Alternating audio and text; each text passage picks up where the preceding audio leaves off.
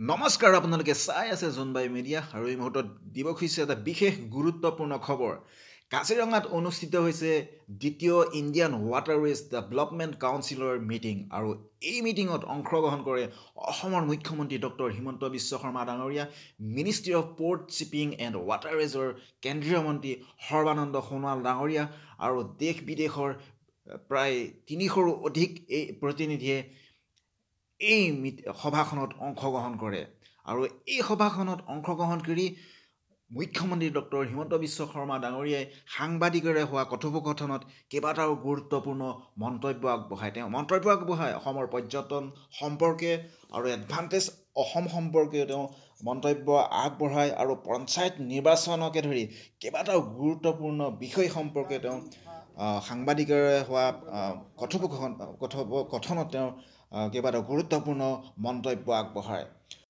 আৰু এই মুহূৰ্তত আপোনালোকলৈ আগবঢ়াই দিছোঁ কিদৰে মুখ্যমন্ত্ৰী ডক্টৰ হিমন্ত বিশ্ব শৰ্মা ডাঙৰীয়াই সাংবাদিকৰে মত বিনিময় কৰিছিল আৰু কি বিষয়ত মন্তব্য প্ৰকাশ কৰিছিল আৰু তাৰ পিছতে কিদৰে তেওঁ কহৰাত এক পুষ্প উৎসৱত অংশগ্ৰহণ কৰি তাত স্থানীয় লোকেৰে মত বিনিময় কৰিছিল তেওঁ থলুৱা পিঠাপনাৰ জুতি লৈছিল আৰু কিছু ধেমেলীয়া মুহূৰ্ত পাৰ কৰিছিল সেয়া আপোনালোকলৈ আগবঢ়াই দিছোঁ আৰু আপোনালোকে চাই থাকিব জোনবাই মিডিয়া আমাৰ ফেচবুক পেজটো লাইক কৰিব আৰু আমাৰ ইউটিউব চেনেলটো ছাবস্ক্ৰাইব কৰিবলৈ নাপাহৰিব থেংক ইউ ছ' ভেৰি মাছ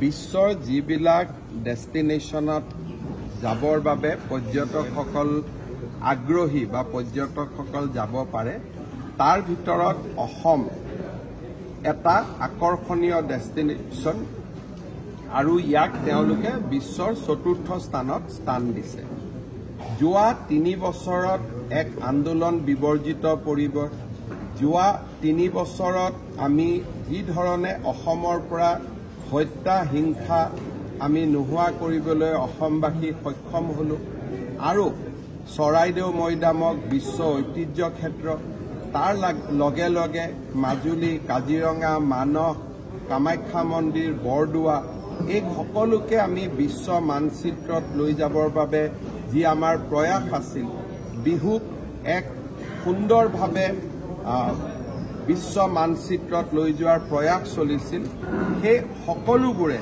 আজি অকল অসম আৰু ভাৰত নহয় বিশ্বৰো দৃষ্টি আকৰ্ষণ কৰিবলৈ সক্ষম হৈছে মই অসমবাসী ৰাইজক অভিনন্দন জনাইছো এতিয়া আমাৰ দায়িত্ব হ'ব পৰ্যটন খণ্ডটোক আৰু অধিক আকৰ্ষণীয়কৈ সজাই পৰাই তোলা আমি তাৰ বাবে প্ৰয়াস আৰু প্ৰচেষ্টা কৰিম এটা আন্দোলন বিবৰ্জিত পৰিৱেশ হত্যা হিংসাৰ পৰা এখন সমাজ আঁতৰি আহিলে সেই সমাজখনে যে আকাশ চুব পাৰে সি আকৌ এবাৰ প্ৰমাণ হ'ল মই অসমবাসীক নতুন বছৰত লাভ কৰা এই কৃতিত্বৰ বাবে অভিনন্দন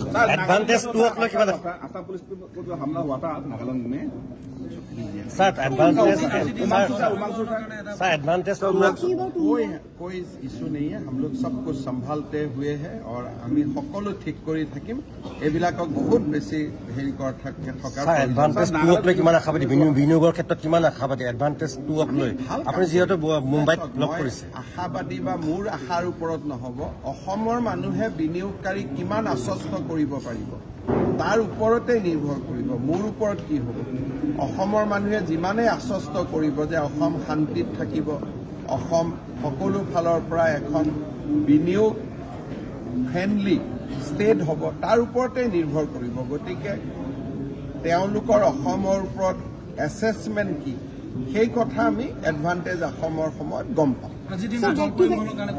আজি ভাৰত চৰকাৰৰ জল পৰিবহণ মন্ত্ৰালয়ে তেওঁলোকৰ যিখন এপেক্স কাউন্সিল মিটিং হয় তাক কাজিৰঙাত অনুষ্ঠিত কৰিছে ভাৰতৰ কেইবাজনো মন্ত্ৰী আহিছে 200তকৈ ওপৰত বিশেষজ্ঞ আহিছে সকলোকে মই আদৰণি জনাইছো আৰু সৰ্বানন্দ সোণোৱাল ডাঙৰীয়াকো ধন্যবাদ জনাইছো যে ইয়াৰ যিটো ভেনু এই মিটিঙৰ স্থান কাজিৰঙাত নিৰ্ধাৰণ developing in here and what was this also like connecting in Kaziranga so that we can see the Majuli also what do you say on this What you are asking, I could not. So I'm talking about this particular event. I think event like this and many more will draw the attraction towards Kaziranga because if 200 people are coming today, they will go, they will see the Kaziranga.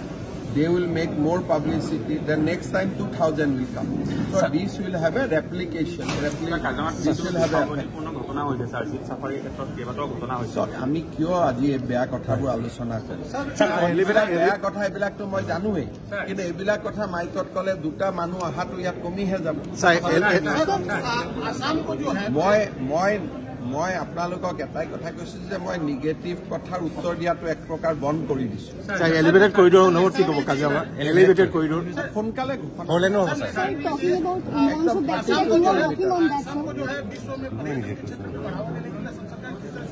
हमने निर्णय लिया, इसीलिए तो New York times ने world का सबसे 4th destination बोला काजीरंगा। तो हमारे काम के लिए तो ये दिख रहा है ना। तो आज असम में जो वायलेंस खत्म हो गया, एजिटेशन खत्म हो गया, उससे बड़ा कदम कुछ हो ही नहीं सकता है। तो सर आपको क्या लगता है कि सर जो इतने चलिए हो गया। हाँ सर नतुन बखत काजिरंगा अस्थायी वन कर्मचारी ভাল খবৰ আহিব। আহিব সবৰে পঞ্চায়ত নিৰ্বাচন কেনেদৰে আগবাঢ়িব? পঞ্চায়ত নিৰ্বাচন হাইকোৰ্টৰ পৰা জাজমেণ্ট আহিব, তাৰ পিছত দেখা যাব। এইটো কোনে বনোৱা? মধু আমাৰ মাতৰ কাৰণে ভাল। এইটো লৈ লওক হাতত।